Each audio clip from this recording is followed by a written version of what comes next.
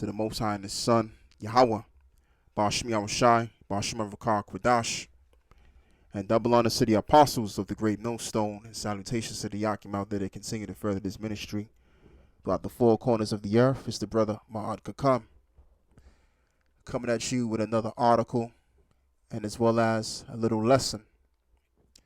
And I also want to respond to what had occurred with Syria and Israel. And I just want to correct myself in saying, because I said in the old video that Syria hit Israel's nuclear facilities. No, it was near the nuclear facilities. All right, so let's get started. It says Syrian air defense missile lands near Israeli nuclear site. As it says, a Syrian anti-aircraft missile has exploded in southern Israel, only 30 kilometers, 20 miles from a secret nuclear site. Warning sirens went off before a loud explosion was heard in the Mona area. And that's where you have a portion of our people in the Mona, Israel. You got our people that know the Israelites down there by this, I forgot the guy's name, man, but he's like the leader of a group of Israelites that are down in that area, Mona, Israel. No injuries or damages were reported. The Israeli military said the missiles was one of several that had been fired towards an Israeli aircraft. It responded by attacking several air defense batteries in Syria. Syria's military said Israeli missiles targeted sites around Damascus. Most of the missiles were intercepted and downed, but 4 Syrian soldiers were injured and there was some material damage, it added.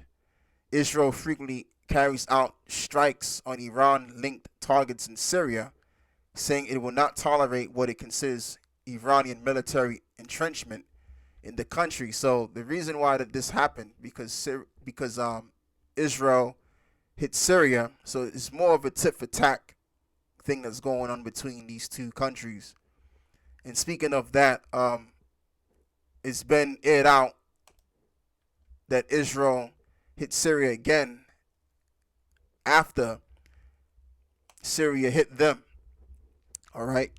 So as I've said in my last video and I'll say in this one, it's heating up. War is brewing in the air, as Yahushua put it. As he told the disciples, he says, you will hear wars and rumors of wars. And this is in the midst of him telling the disciples that they will see the signs of his return.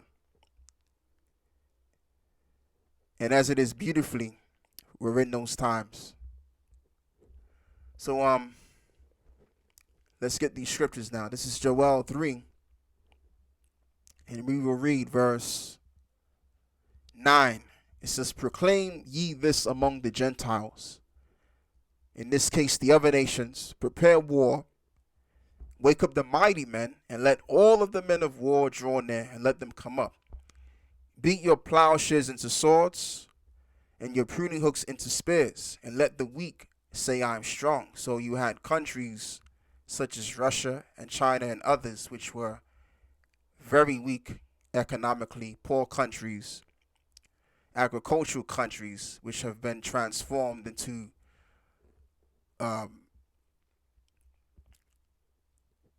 being economically superior than what they were before, and in to a little degree doing greater than the countries in the Western Hemisphere.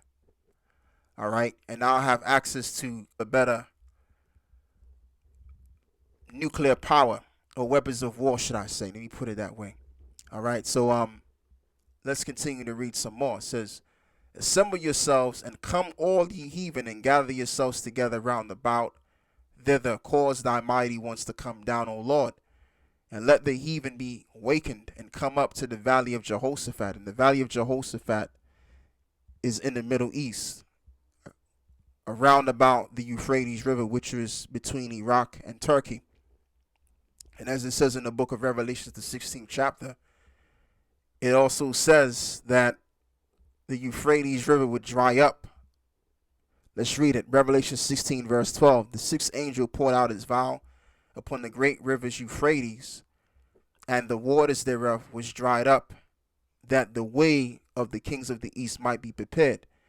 And as well as between the two countries, which is a great river, another great river, a great gulf, which is the Persian Gulf, which is between Saudi Arabia and Iran. And that's why it's getting hot between Israel and Syria.